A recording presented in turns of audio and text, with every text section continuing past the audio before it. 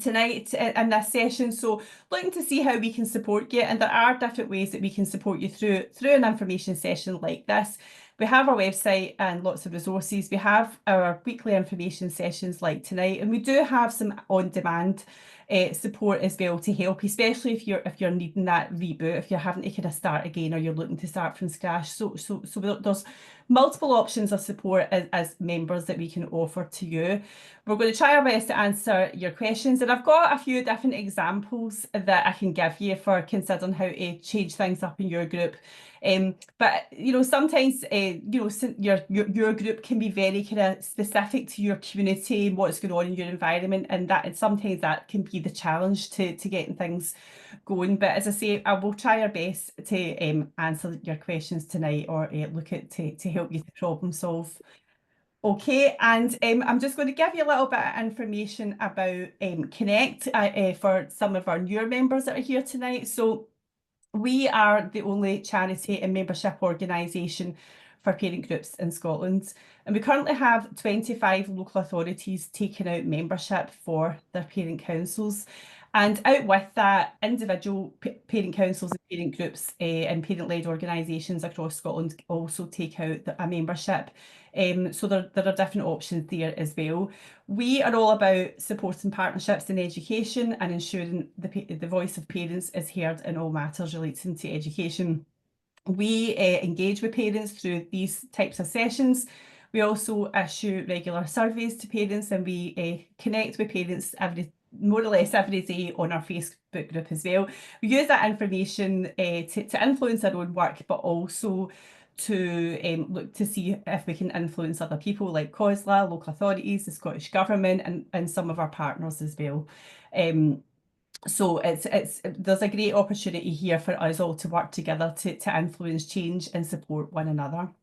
Now, as a Connect member, you do have a number of benefits. So some of them are listed there. So we've got a few of our social media channels there. You can click on for information that we are sharing. But as a member, you have access to our closed Facebook group. So if you're not on that group, I would suggest that you click on that link and join that group. It's a good group for asking those sort of specific questions, or maybe getting some ideas from other parent groups across Scotland. As I say, we've got our website, you can have a look there. We've got a specific closed group for rural and small schools, again, so that there's that sort of specific support for that group of parents. And we also have a social and fundraising hub. So please have a look at all these, click on all the links if you haven't done so already. Okay, I'll pause there just for a wee second. I've seen that there was quite a few comments coming up in the chat there about what people were looking for tonight. So I was going to ask Marion if she was able to sort of feedback some of the what's coming from the chat. Oh, thanks, Diane. Well, I think one of the main themes is attracting members into the parent councils. So really looking at parents from the wider catchment of the school and seeing how they can get them involved in becoming part of the parent council and volunteering. A couple of people looking to refresh parent councils, and they are also, what's this one here, make meetings more useful, appealing to the wider parents. So I guess, yeah, I was saying, Diane, it's the main theme of bringing in as many people as possible, and what are the key tips and hints in attracting volunteers to your group. Nicola's just popped up there. I've recently taken over the PCR school, so starting all this fresh and want to get more parents involved. Yeah, same theme. So there's a good steer for you, Diane, for tonight. Yeah, brilliant. No, that's really good to know. And hopefully what I've provided in the PowerPoint slides will be some help to that. But if you've got questions afterwards, there's questions, there'll be opportunities to stop and ask questions. So if you want to kind of ask more questions as we go along, then I'll try and answer that. But hopefully what I've covered tonight is going to be some help in terms of giving some ideas and things like that. But I'll move on for just now. So But as I say, keep using the chat. Marion and Kristen's there in the chat to have a look at what everyone's saying, and I'll stop in a few slides' time. So I'm just going to start off with this legislation slide, which I know our regular members who attend these sessions will be familiar with this, but I always think it's a good starting point to start with the legislation, especially to really ground what our roles and responsibilities are if you are a parent council. And really just a reminder that parent councils are the only parent groups in Scotland that have this kind of statutory framework. So it means that they have rights and responsibilities in law, but not only do they have rights and responsibilities in law, schools and local authorities also have responsibilities in law to support parents and parent councils. So there's a link there to the Parental Involvement Act guidance, and this piece of legislation is the legislation that allows parent councils to exist in Scotland. And what they basically say is that so parent councils are statutory bodies. That means they have rights in law, that they have a legal framework around them. And it also sets out that parent councils are a separate entity from the school or the local authority. So they're an official body in their own right. But the purpose of a parent council is to work very closely with a school and a local authority. So there's a close partnership there. But parent councils are run and organised by parents. So that's really important. Other parent groups can be run and set up, in different ways. So for example, a parent teacher association or parent staff association or these types of groups, they don't have a statutory function, and the rules around how they are set up, well, there's no rules basically. So it's up to the school community to decide what those rules are. But for parent councils, there are roles and responsibilities, as I say, for the parent council, for the school and the local authority.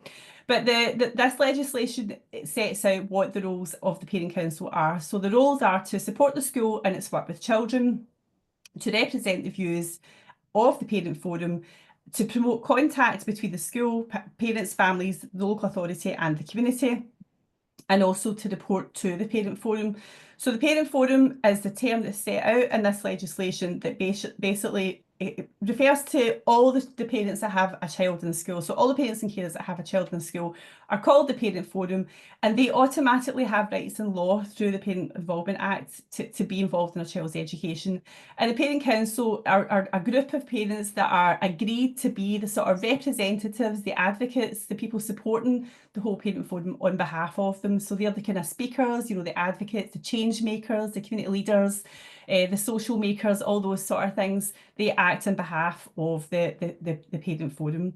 Now, the legislation sets out these functions, and they're quite broad functions, and that is deliberate because every school community is different. So the legislation wasn't set out to really detail exactly what it is that you do. So, for example, support the work in its school with children is very broad, and lots of things could come under that. And really how you do that really depends on your school community, what's needed, the children, the parents, where you are in Scotland and that sort of thing. So it really allows you to have that flexibility to work with the school in the best way that meets both your needs as volunteers and parents, and also the school's needs. And it's the same with this promote contact between the school and the parents and families. Contact for us is about relationships and it's about communication. So that's a key role of the parent council, is about communication and relationships. And some of this information might be quite helpful when you're thinking about how do you engage parents, what is your role and responsibility if you're a parent council. These are really key. And if you're not a parent council, you're another type of parent group, I think there's still important factors to consider. So these are some of the things that the legislation tells parent councils and the school and the local authority what the roles and responsibilities of a parent council are. And again, this can be quite helpful for you to look at some of the work that you could be doing in the school, with the school and with parents as well. So the parent council has a right to be involved in the recruitment of the senior management team. So if you need a new head teacher or a deputy head teacher, then a couple of members of your parent council will be involved in that process from start to finish. And there's a lot of work involved in that. There's a lot of work in then speaking to the parents, the parent forum, and ask them what type of leader do you need for your school? What sort of questions would you like to ask them at an interview? So that's a good piece of work in trying to engage parents in that. They've also got a right to be involved in inspections in the school. So again, that's a huge bit of work that the parent council could lead on in partnership with the inspectors, the school and with parents. So there's all different things that you could do there, focus groups, discussions, surveys, that sort of thing that you could feed back to inspectors, or it might be about the school improvement plan.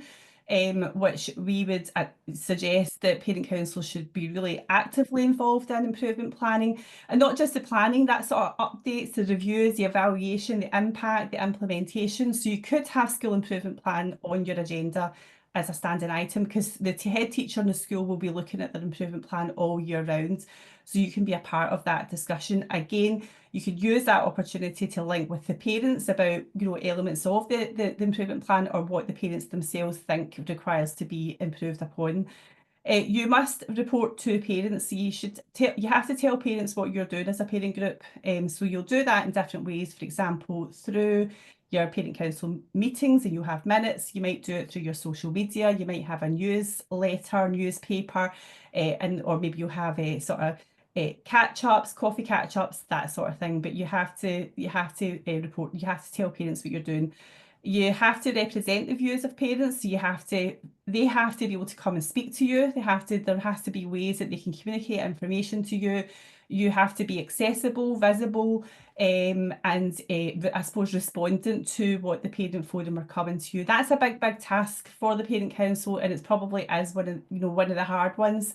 And so a lot of thinking around some of that, about how do you reach out and hear the views of the parent forum. And it's important that you discuss any issue of interest to parents in the school community. So the parent council shouldn't direct or lead what the conversations are in the school. You should be led by the parents.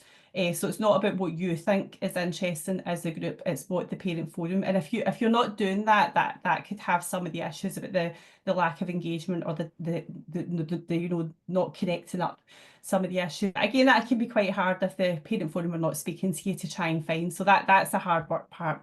So hopefully that's been quite helpful in setting the context, because that might help you to think about how you focus on the work that you need to do, or what you want to do in terms of working with the parent forum. So now the kind of key area that we're talking about tonight is about rebooting or refreshing your parent group. So I suppose the starting point is some of you will be really clear about what it is that you need to do, and maybe some people are not too sure. So again, you could leave tonight's session and have a meeting with your parent group members, and maybe put it out there to the wider school to have a think about what is it that you need to do.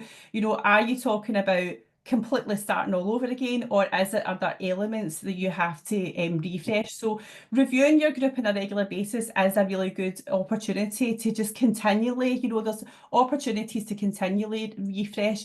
And you know what it's like in your own, your job or activities, or a work or a hobby that you're doing yourself, and if you're doing the same thing over and over and over, it can become a bit stale. So that, having a little review, getting people involved in that, looking at progress, looking at issues, having that time to sort of reflect and speak to one another. You can do that as a parent group. You could do it with the education staff, the head teacher and teachers, or you could do it with the parent forum, and then making that decision. Is it about starting all over again? And some groups do feel like if there's been lots of changes, stop, start, or maybe there's been a space, maybe it is about starting all over again. Or maybe just, there's a specific aspect that needs to be refreshed, a bit of a boost, or, setting some new goals. So have that conversation, and at the end of the day, it doesn't matter which one it is. You shouldn't view a decision to reboot as anything negative. Starting all over again is absolutely fine. That's the best thing to do if that's what's needed. You just have to draw a line. I would document it formally in a minute to say this is what we're going to do, and then it's just about starting that plan of action. So there might be some key areas. So when you're thinking about the refreshing, it might be that you're just having to focus on particular areas. Now, a key issue that's brought to us at Connect on a regular basis, often when we're helping parents to untangle what the challenges and the difficulties are, quite often the road for us leads to the Constitution, because how your group operates, how you function, the things that you do in your group should align with your Constitution. Your Constitution should tell everybody what your group's about, what you do and how you do it. And if that doesn't match up, then you have to look at your Constitution. And your Constitution has to work for you and not the opposite way about. So if your Constitution if it isn't matching the reality of what's happening in your parent group, then you have to change it. And that's, again, it's fine to change it, but you just have to go through like a transparent process of, like, saying you're going to change it, getting everyone involved and agreeing in the change. And then, because at the end of the day, you are all volunteers, you have to have a constitution that works and, that matches what you do. And then once that's set up, and sometimes some of the problems that happen in parent groups are linked to the constitution not quite being right and setting out, and people not too sure about who's doing what, why do we do that, how do we do it, when do we do it. Getting a really good constitution sorted out can iron out those problems. So for MD who's not too sure what a constitution is, constitution is a formal document. It's a description of your parent group. It tells everybody, including yourselves, how you'll carry out your objectives. It should be a framework that you use all the time. And it's really your mandate to act on behalf of the parent forum. So when you put your constitution out to consultation, you get all the parents involved in talking about it, get them to, add bits and pieces to it that they want so that it looks right. Then you have your annual general meeting or an extraordinary general meeting if that's what's needed, and then you agree your new constitution. So have a think about that. There's a link there to constitutions if that's maybe an element in your parent group that needs to be relooked at. Then you've got money matters, and quite often there are kind of challenges around getting that aspect of your parent group sorted out. So this might be and all especially if people are like taking over, if there's new roles, new members, people are coming in, it might not be 100% clear what everybody's doing and why. So sometimes just as an opportunity, it can just be really good to kind of say, right, we're going to have a look at this one area of work that we do, especially if you fundraise. If you fundraise, it's really important that you know exactly what you're doing about money. So important things to remember about money is that money is the responsibility of the entire committee. So although the treasurer has key roles and responsibilities, every single person in the parent group is responsible for the management of that money. Discussions about money in, money out should be open and discussed on a regular basis. Bank statements should be brought to every meeting. Records should be up to date, and that should be evidenced at the parent council or parent group meetings, and that you have an annual independent check of your accounts, and this is presented to the annual general meeting. So this could be an area to review. And one of the things that I would say about money matters is having a couple of procedures, policies in place so that everybody knows exactly what each person's doing is a really good way to sort of keep everybody right. And I suppose reduce stress, as well, because it can be quite stressful if you're managing money and arranging events and things like that. So this could be a good piece of work to do if this is an area that you're involved in your parent group.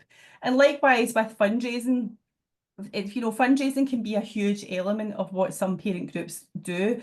And again, if there are changes in your group where you're just looking to start out and thinking about what can I do and what's the scope of what I can do, this could be a specific area of work that you look at. But the first thing I want to say is, and it's really, really important to say, is that fundraising is not a requirement of any parent group, especially not a parent council. Nowhere in the Parent Involvement Act does it say that parents must fundraise. So if you don't, if there are factors that are, that are making fundraising really, really difficult for your parent group, then, you can make a decision not to fundraise for that term or for that year or whatever. I know fundraising is really important in some school communities because, there's not a lot of money, available. So it can be important, but at the same time, there are real challenges just now for people in terms of like cost of living crisis and poverty. And if you recognise those challenges within your parent group and it's quite hard and there's a lot of work around trying to do fundraising, people are not really engaging or responding very well to it, then you can make a decision not to fundraise. You don't have to do that. Fundraising, like other activities, should be an activity that's agreed by the whole parent group. But if you are fundraising, again, it's like the money matters, it's an extension of that. It's making sure that you have all your procedures in place. Everybody understands what happens and when. As I say, decisions must be made at the committee and minuted. Decisions about spending and fundraising should be made by everybody in the parent group, not just the treasurer, and certainly, not the head teacher or anything like that. It should be like collaborative discussions and decisions. But for parent councils, decisions are led by the parent council and should be minuted and documented. The best practice for fundraising, it should be that the kind of wish list is determined by the parent forum. So a good piece of work to do is to ask the parent forum what they would like fundraising money to be spent on. But of course, as I say, the decisions are laid by the parents if it's a parent council, but the decisions should be discussed with the head teacher. There shouldn't be any like surprises for anybody when you between parent councils and schools and the local authority. It's best to have that partnership, have those discussions, and look to see what is the best method of spending money in fundraising. Fundraising money should be for the benefit of the majority of pupils in the school, so it's best to identify activities that the whole school or most of the school can benefit from, because when parents are giving their money over, they want to see their child benefit from it. So that is important to have a look at how your fundraising efforts can help everybody. It's really important that you don't allow large sums of money to accumulate in bank accounts either. There's no point in saving for a rainy day. People are giving you your money now and want to see the benefit of that money being spent to their child or in the school when their child is there. And sometimes we hear about large sums of money in accounts and parents have gave that money and their child has been and gone in the school and the money's still sitting there. So as a parent council, you really want to look at, the ethics of that and make sure that when you are fundraising for an event one year, you have a plan that same year to how you're going to spend it.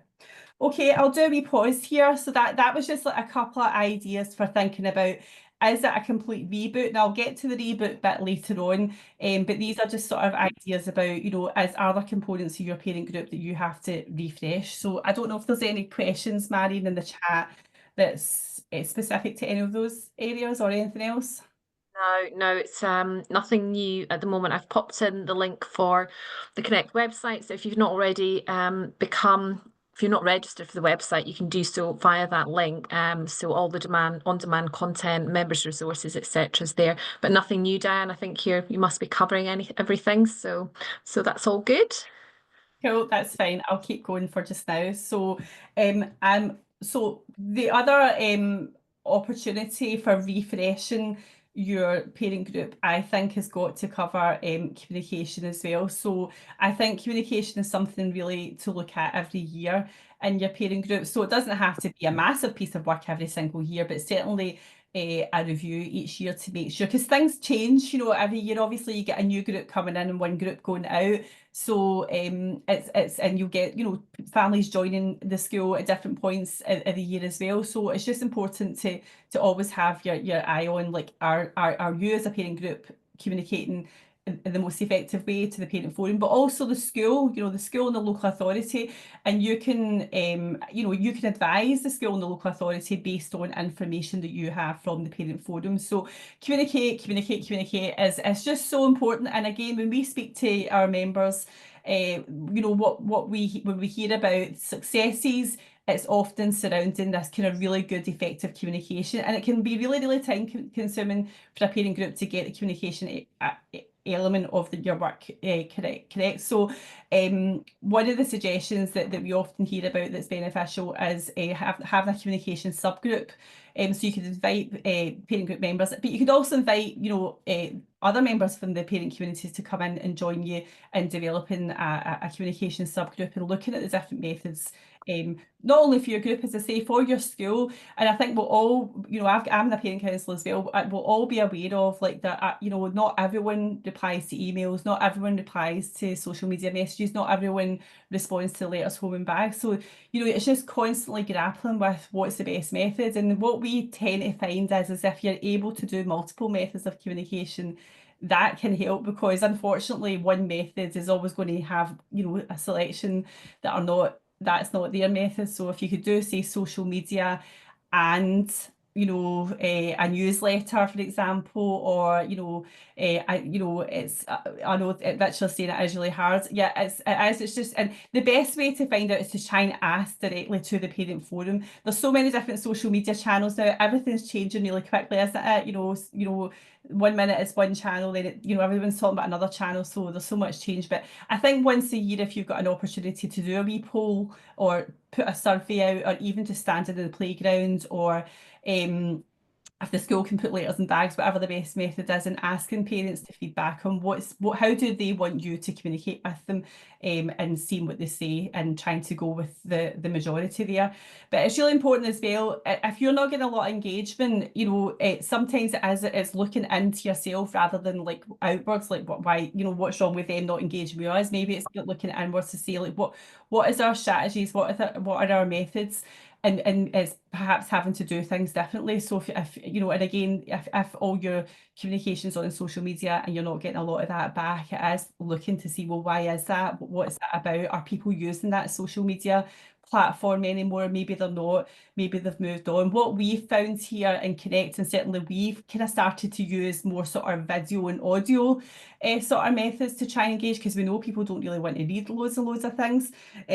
So I don't know if that's an option for your parent group, maybe like a little, audio or a little video message on your social media post that the parents can just listen to, can maybe be more accessible for some parents. So sometimes I think if you're struggling with a lack of engagement or response for the parent forum, you're trying to reach out to them, it's trying to think of things differently. And sometimes it is having to step out our comfort zone and maybe do things that we haven't, because everything is changing as we see around us, with social media and how people communicate and use social media to help put messages out. So it maybe is. We know some groups use Instagram and some groups use YouTube and some groups, as I say, do videos. So I think it's just putting everything on the table and being open to look to see what else you can do. But yeah, like good old fashioned sort of surveys and things like that are really helpful, in polls, if you can use them on social media to be able to ask parents what they want, and just trying to be friendly and welcoming. As many as know, there's still a lot of stereotypes and myths out there about who's in a parent group and what a parent group's all about. And there's often a lot of confusion between a parent council and other types of parent groups, and that can put people off, because if you think your parent council is about baking cakes and you hate baking cakes, you might like never want to go near the parent council.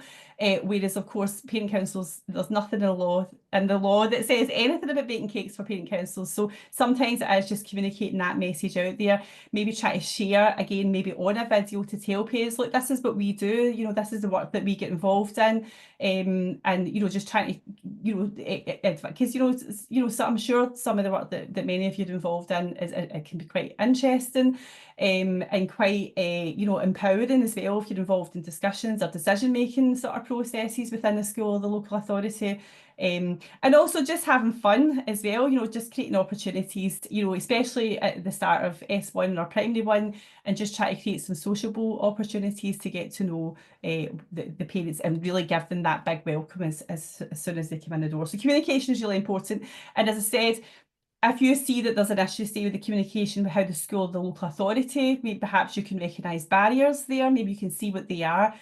As a parent council, you can share that information with this school or the local authority, and you then hopefully work together to breaking down those barriers. And likewise, if you're really, really struggling to engage with your parent group, go to the head teacher and ask, perhaps they have information that you didn't know about, and they could, help and share. You could work together to sort of break down those barriers. And there might be people like a parent involvement officer and the local authority as well that could help with that.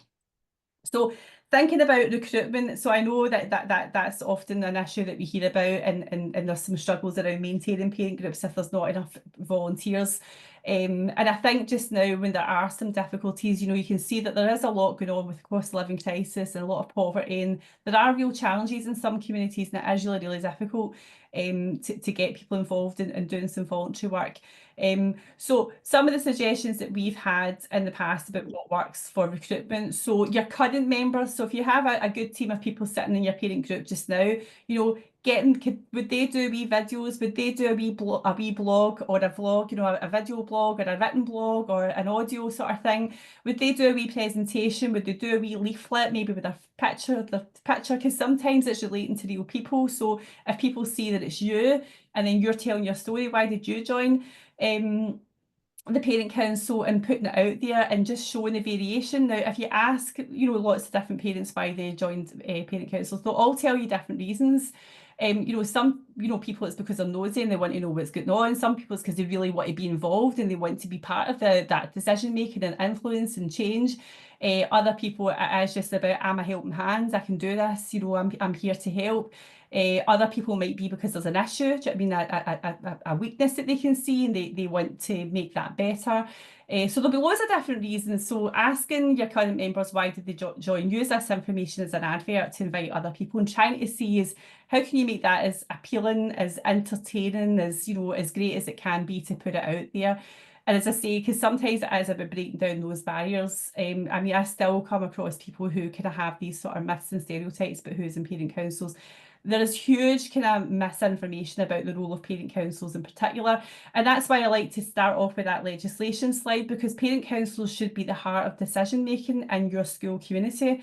So, talking about policies, talking about budgets, talking about improvement plans, these sort of things. And you can also bring the issues that's happening in the wider community into the school and hopefully be that bridge that links what's happening in the community with the school and hopefully some collaborative work between the school and the community as well. But reaching out and seeing who can help you, that's really important in your community. Who can help you recruit? If you're really struggling in your community to engage with parents, then you have to go and find parents, and often that means you have to leave the school gates to do that. So if you're in a community where there are different organisations or clubs, like where do the children go in your community? What clubs do they access? Can you go and have a chat with the people who own those clubs? Like, is there scouts? Is there girl guides? Is there dancing classes? Is there a gym? Is there, the tennis club, whatever? I don't know what's in your community, but could you go and do a wee presentation there and just say hi? As I say, because sometimes it is about breaking down those barriers and trying to knock away the myths about what you're all about. If you have a pupil council in your school, it's great to collaborate with them and going together as a parent and pupil council to, go around the community and introduce yourselves. There'll be community councils, there'll be local councillors, community organisations. Your local authority will probably have a community development team. So is it about, creating opportunities by chatting on some doors, doing some emails, invitations, and just trying to create some opportunities to then meet parents in that way. So sometimes it is about having to leave the school gates and go into the community and find parents in that way. Using a different communication format, as I said before in the last slide, is really important. Trying to kind of move with wherever everybody else is going. So, as I say, audio, video, presentation, that sort of thing. But even like eye-catching posters, if parents are coming into your school community for anything particular, do you know what I mean? Maybe like an eye-catching poster in the reception could be quite helpful. Like social events, really, really good. If you're really stuck with recruiting as well, looking at your constitution again, and you can change your constitution to suit what's happening in your parent community. So, for example, you can share office bearer roles if that's what has to happen. If that's what makes your parent group work, then you can share roles as well. So you can think of that. You can have people shadowing. You can also invite people in for short. People don't have to come and stay forever. Do you know what I mean? You can reassure parent members, and you can set up activities that are time limited to really reassure and show parents that you're just looking for some help. So you can do a 3-month role or a 1-term activity, like putting your advert out. Can parents come and help us with this for 1 term? And I think that's the fear for some parents, that they worry that if I come along to this group I'll be signed up forever. So sometimes they need a bit of reassurance that it's only a time limited. So creating those sort of events as an opportunity for you to meet parents and interact with them, because often when they meet you, after they've met you, realise that maybe some of the thoughts around what it was about was different. Perhaps there's a way that you can support that person by breaking down any of the barriers that they're facing from joining. So there's a link there about thinking about recruitment with some more information you can click on. So thinking a bit more about refreshing as an opportunity. So just expanding a bit more about what I've said. So it's thinking about, what do you want to do? It's being honest as a parent group as well. See if you're really, really struggling. Do you know what I mean? Maybe you just need to say, I need to survive until the end of this term. Or maybe it is like, we just have to get by to the end of this year and then we'll reboot. And just trying to hold it together until the end of the year. And if that is the case, I mean, that's the case. And I think sometimes it is just being honest and not being totally stressed and carrying that burden of like, I need to do all this myself. So, it's being honest and reflecting, what do I need to do? But sometimes it is thinking about, what is it, a specific element of, as I've said, that you have to look at. And sometimes for us, when we're listening to parent group members, it's about building relationships, and the relationships are not quite there. Maybe it's with each other as a parent group, and maybe that's just what you have to focus on for a whole term. Maybe it's about building relationships with the parents, the community, or the head teacher or other teachers. Maybe it is about like just having some fun, or maybe it's just like working on a specific project and just you finding a connection that parents have together and connecting in that way, and using these sort of opportunities to sort of brainstorm and motivate and get each other going to decide how we're going to go forwards. But one of the key things that I would say, if you're really struggling to get parents involved and all that, is build on the strengths and interests, build on what you have already. So asking people, asking the parents, asking the teachers, asking your community, where are the strengths and interests, where are the experts, and using that, putting out, a survey to the parents to ask, would any of the parents, what are your talents, what are your strengths, what is your area of expertise, would you be willing to share this with, the parent community, or maybe even with the school, the children might benefit from an area of expertise that you have, and just working from that. And sometimes you have to start on the basis of like socializing, connecting, and building the relationships, and that is the pure purpose, the one and only purpose of the group coming together. So, for example, if there's a group of parents that are good singers, create a choir. If it's somebody was talking about crochet earlier on tonight, maybe there's a group of people who can do crochet. Maybe it's about a running group. So it doesn't, connecting with each other doesn't have to be connected with the school initially. Your focus, if you're really struggling and you feel as though we can't connect with the parents, we can't get them to respond, it's maybe about looking first, how do you build the relationships? And when you think about how you made your friends and things like that, usually it's through a social event, quite informal and relaxed, something you enjoy doing and something that's a bit of fun. So if you've got the ability to create that, the opportunities and connecting with one another, and sometimes it can just be a simple thing like a drop-in tea, coffee, that sort of thing. You could do it online as well, for if because again, it's got to be what suits people. So looking at the strengths and interests within the school community. Maybe some of the parents have got some interesting jobs that they could come and speak about to the kids, or even to the parents as a sort of learning opportunity. Thinking about that. So maybe do you have nurses in in your parent community that would come and do like a health and wellbeing talk, like something like that, or maybe somebody that could talk about budgeting, to help young people, looking at sort of budgeting sort of things. So yeah, having a look and see, as I say, finding the strengths and going from that. The other thing to do is just to, rather than thinking about the whole year ahead, sometimes, especially if there are sort of challenges and difficulties in getting things up and running, it's just about looking at the priorities and just agreeing these and just focusing on them. And I've put there for the coming months to focus on these, but just breaking things down into really small tasks, and just take the baby. There's no rush for you. As long as you're being transparent and telling the school community what you're doing, that's the only thing you have to do. Because you're a volunteer and there's no other big pressure on you. So if you tell people what you're doing and then just take your time to do it, to get it right, and to understand what you're doing it slowly is the best way to do it. And as I say, try to break things down into little small actions and asking for help. Saying we're going to do on this term, this is what we're going to work on, and getting some people to help you. As I say, they don't have to join the parent council or join the parent group forever, and sometimes that's the success to getting people more interested. And sometimes it is about going back to basics as well. Do you know what I mean? That kind of, just starting all over again. So sometimes it is, you have to just say, look, we're just going to, rip it all up and we're just going to start from scratch. Go back to the essentials, start building relationships, looking at rebuilding your constitution, looking at what are the roles and responsibilities of the people that are, the parent group, the people that make up your group, and just starting again. And that is absolutely fine to do that. If that's the way forward for your group and you feel as though there's going to be some positivity and some progress, then absolutely going back to basics and going back to the essentials. And sometimes the question is, what is this parent group all about? What is our purpose? What are we doing and why are we doing it? And if you're a parent council, looking at the Parent Involvement Act guidance is really, really helpful for focusing on that scope of what you can do. But sometimes it is just, looking to see what sort of opportunities are there for you to connect and make a difference. What is this parent group all about? What are we here to do? It's about trying to connect with families, trying to work with the school and the nursery. And that's really important, and especially as the new parents come into your school community, see if you can catch them at that moment as they walk in the door. They know who you are as a parent group.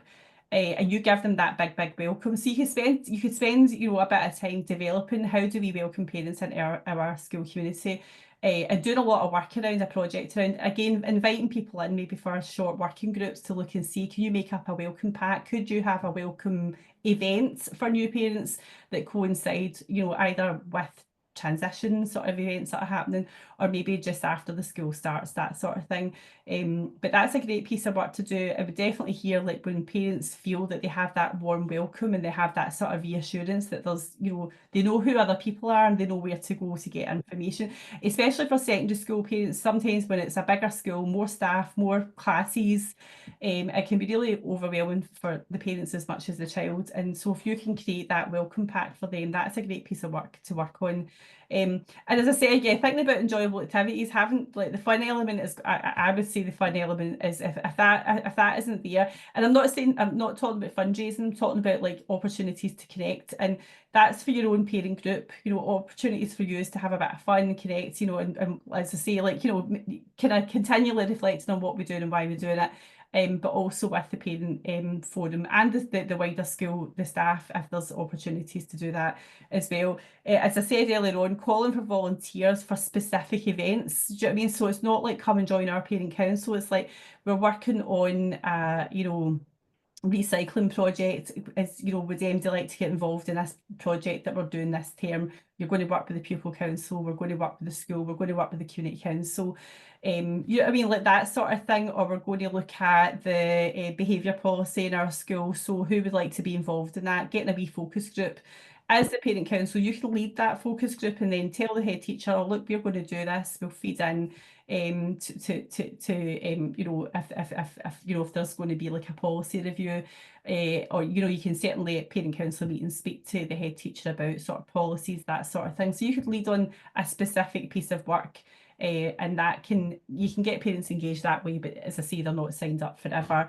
And as I say, creating different ways for parents to be involved. So, like, everything's so different in the world, isn't it? Everything's really, really fast paced. People are working from home. There's all different ways of working and things like that. So it's if there are struggles for you, it's whatever you've been doing. It's trying to do something different, trying to change things up, trying to really go out there and ask parents, what do they need? What would they like? What are the barriers? If you can find out what the barriers are, then at least you won't be able to break down every single barrier, but at least if you know some of them. It might be the day you have your parent council meeting on is not a good day. It might be the time. It might be the location. So sometimes it is things that can be changed. It's just trying to find that. But different ways of putting information out. So as I say, if everything that you're doing is in written form, maybe it is having to try and think of different ways to put information out there. But at the same time, you can only do what you can, and everybody's volunteers, and whatever you're doing, you're trying your best, and that is all that you can do at the end of the day. So you can't give yourself a hard time. Sometimes, I hear on a regular basis, I've been doing these information sessions for a while now, and I do hear the frustration about trying so hard to engage parents and getting nothing back. And you can only do what you can do. And if you are trying and you're changing it up and you're reviewing it and you're trying, that is all you can do. And you can't give yourself a hard time about that because you are trying.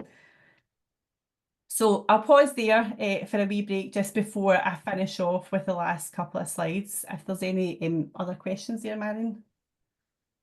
There's quite a few questions, but you've covered you've kind of gone through all the answers to them, Diane, just giving all those brilliant suggestions. And I think, the struggle, as you were saying, it's incredibly, incredibly real, and it's so hard not to lose heart. But I don't think there's any high schools on this evening, but we have spoken to high schools that have had 2 or 3 volunteers or parent council members, and over a period of years, and we're talking about maybe 4, 5, 6 years, they've gradually built it up, trying different ideas, taking it down this road, taking it down that road. Some things worked, some things didn't work. And it's that kind of just consistently trying, which is soul destroying. You know, it's really, really hard. But you can only do what you can do. And, you know, Diane's suggestions and the resources that we have on the Connect website will give you lots of ideas to try and direct you and encourage more involvement and more participation. I think in terms of success story, and it was Phil Smith, it was Phil that shared it with us just in the chat. He was saying that, you know, he's looking at having, instead of one chair, having two chairs, looking at the same with the treasurer's position as well, splitting that into two. So it is that kind of looking outside the box and thinking, you know, we can share the load here. And again, that kind of encourages more participation and just makes it a little bit easier. But there's no hard and fast rule. And, you know, I think it's that ebb and flow. Sometimes you have a fantastic, busy, super active parent council, and then 5 years down the line, you take over as chair and there's nobody there willing to participate. But just take it easy on yourselves. You're doing the very best that you can as volunteers. The PC is vital, and the changes you'll make, even if you just have 2 or 3 members, are big. You know, they're small steps, but they do make a difference. And you're keeping it alive for when it can kind of get bigger, and it will grow. So yeah, don't get too disheartened. And I think that's everything, because as I say, Diane, you've covered it in your presentation. Let's see if there's anything that's just come in. Richard was asking any ideas on recruiting a successor. Diane, do you want to answer that one? Yeah, I've got a slide just coming up for that, I think, Richard, so I should be able to cover that then, I'm sure. Yeah, I'm sure that's the next couple of slides, so I'll be able to cover that there, Richard. But if not, come back and I can try and answer further. Okay, Stick. right. Thanks, Diane. Okay. Thank you. No problem. Right. So a bit more then in terms of suggestions for opportunities. So yeah, I've said here, like, you know, many times the theme is that if what you're doing isn't working, then you have to change it up. You know, that is a big theme, and that is really hard, because it often means, you know, you having to step out your comfort zone, or having to really think hard about, because you only know what you know, don't you? You know what you're used to, what you're comfortable with, but sometimes it is you know, having to shake it up. But, you know, trying to approach parents in a, you know, kind of gentle manner as well, because I say, you know, they're frightened that you're going to try and rope them into something and make them stay there forever, and, you know, do things that they don't want to do. And sometimes it is like that sort of really trying to just be really reassuring, like, you know, that you're only trying to, you know, and at the end of the day, the parent council legislation talks about contacting, connecting and supporting. So really at the end of the day, that is what the parent council is all about. So it's trying to you know, approach parents in that gentle manner to kind of, I suppose, show what the parent council is all about. But quite often I know people are doing that in a gentle manner. So I'm just having a chuckle at myself. Maybe you have to be a bit more bolder in their approach. Maybe it isn't clear enough, do you know what I mean, for some years. So again, it's just having a think about what have we done already. You know, have we been too subtle in what we're trying to achieve and what we're trying to do? Maybe it is about you have to be a bit more louder. Can you get on the stage in the school when there's an event and get in there before the event starts, when all the parents are sitting waiting to see their child do whatever they're going to do, and you get your wee 1 minute slot of like, hello, we're the parent council, like, and try and get, you know, introduce yourselves in those sort of you know, that sort of opportunity when the school's there. So try to create any opportunity you can, speaking to the head teacher, any event that the school is hosting, try and get one of your members in there, try to get them in before the event starts so that they're all there ready, you know, giving you all your attention. And as I say, like Marion says, it is, sometimes it's really slow and it feels like it's taking forever and it isn't going to happen. But it will happen if you can just kind of continually try and, like, you know, just increase your visibility, kind of that, and, you know, we say this all the time, we hear this in Connect, and this is what works. You might think you're being a pest, but repetition actually is what works. Like, what we're hearing is like, you know, quite often you have to post something, say 3 to 5 times before it's fully absorbed by the parent group, because and it's just because of parents and people have got so much going on in their life, and it's so easy to miss something, to forget is a big one. So sometimes it's like you have to post a message 5 times. I know certainly in our parent council, there'll be information about the events coming out in 3 or 4 different ways, and people still can't, remember that there's a particular event. So repetition, don't feel as though you're being a pest by just constantly repeating yourself.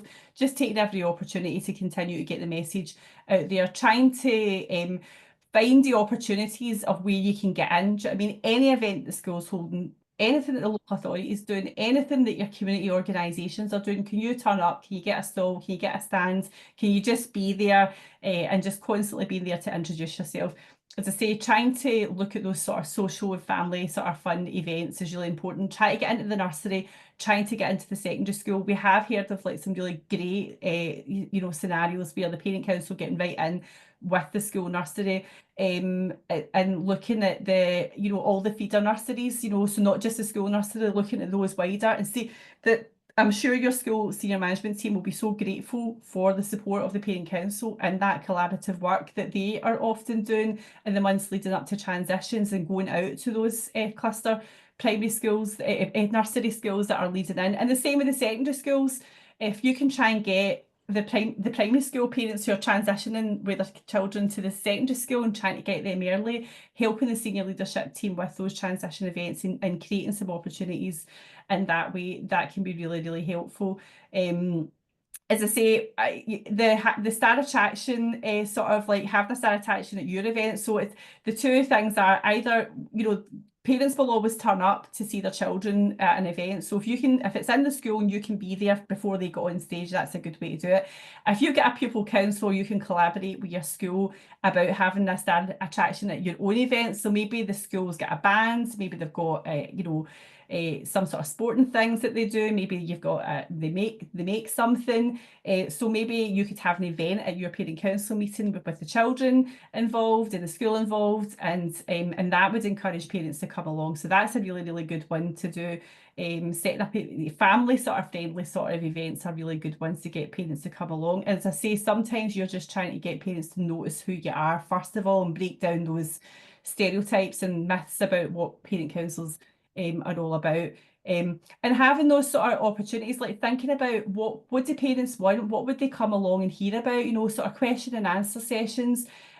So especially say like in secondary school, when there's lots going on, lots of different things, and often it's quite a lot, it's like feels like a big step. So having a question and answer session, as a parent council, you could invite different speakers to come to an event. So whether it is, speakers from the school, or maybe speakers from the local authority, or maybe speakers from, from anywhere that you think it could offer some support to parents. It might be like, how do you help your child to study? Or it might be a joint family event for children and the parents. Like, how do you study? How do you use technology? I mean, obviously there's loads of things about safety of the internet. I think it's Safety Internet Week at this week. So maybe you could host an event about that with children and families together. And invite, so you can invite speakers to come along to your events, that sort of things. Maybe it's about learning for sustainability, eco schools. So yeah, it's really just trying to identify what would engage, what would interest the parents in your group. Equally, if you can find out what the barriers are as well, what are the issues, and sometimes it's not obvious what they are because not everyone's going to tell you what the problems are, for example, but the school might have an understanding of what some of the barriers are. So you could speak to the head teacher, you could say, like, we really, trying to engage more with the parents, like, do they have any information that could be helpful to you to understanding why, what are the issues? Are there barriers? Is there a reason why the parents, are not connecting with us here, and working from that sort of thing. The other thing to think about is looking at, especially in a primary school, not so much in a secondary school, but who is standing at the school gates. If you have a school community where it's not parents who are standing at the school gates, it's grandparents and it's childminders, connect with them. They're a big part of the community. And in my own parent council meeting that I was at for my own child's school, one of the parents who's on the parent council, who's also a teacher, is never able to come to any of the events in the school during the day. And so other people come on her behalf, like a family member or the childminder will come and engage. So as a parent group, you could engage with those people as well. Obviously in secondary school it's a bit different, but it's not to say you couldn't engage with the wider family members, but sometimes it's about looking, you know, to engage specific year groups of parents can help, because I think you can't, it's harder to do it as one big group, I think, in secondary school, unless it's a small school. But maybe it's looking at individual year groups and getting representatives within individual year groups. And I think really connecting with the community to work with parents and young people as they progress through secondary school, and looking at opportunities, you know, for how does everybody win and develop from working with each other within the community. So yeah, as quite often, especially when there are difficulties, you know, sometimes it is looking further than the school to try and look and see who else can help. So overcoming challenges. So yeah, time is a big challenge, and it can be a big barrier for you as a parent group. So the quick message for this slide is just about trying to, you know, use the tools and supports that are there to help you. Like, so some of the social media channels, if it is about, say, communicating information, they have scheduling tools that you can put, see, I was saying about repeat information, you maybe have to repeat messages several times. You can set these up on the social media so that that isn't taking your time up by having to sit and do it all the time. And just like if you are using social media, get people to help you. Do you know what I mean? Get people to retweet and share, that sort of thing. Thinking about giving like practical information about school life in a booklet, or in a, you know, as an online sort of thing that parents can have, for, you know, so that, you know, preempting the questions that they might ask you. And also, as I say, who can help you in the community? Is it community organisations and other groups that can help you too?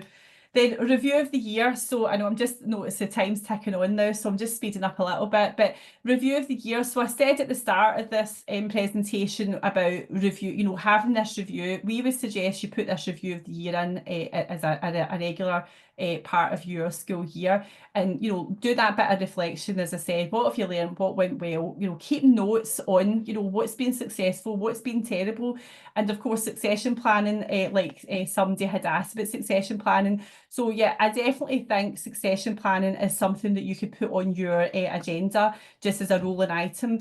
Succession planning is a huge piece of work, and quite often what we hear is that it becomes a last minute piece of work, and then it really is a struggle and a strain, and it's difficult. And I'm not saying it's a last minute because it was an afterthought. It's never, I know it's never an afterthought. It's just because of all the difficulties and challenges in engaging and recruiting parents. But I would say if you put it as an agenda item, do it as part of your review of the year. Have it as something you're talking about. Set up a subgroup that's focused solely on recruitment and engagement, and that's something that you're working on all year round. So when it comes to that point where you need to replace an office bearer, for example, then the planning started really, really early on.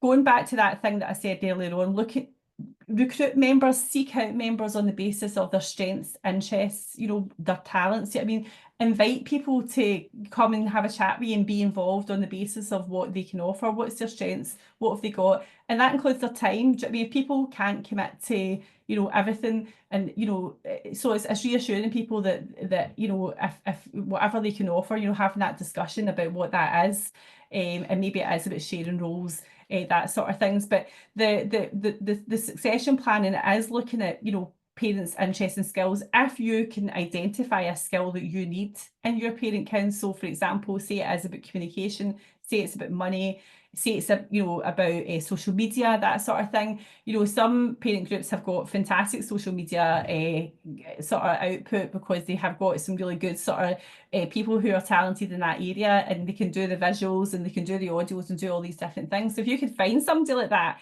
you know, so canvas on that basis, you know, can you do this? And maybe it is just canvassing somebody on that basis.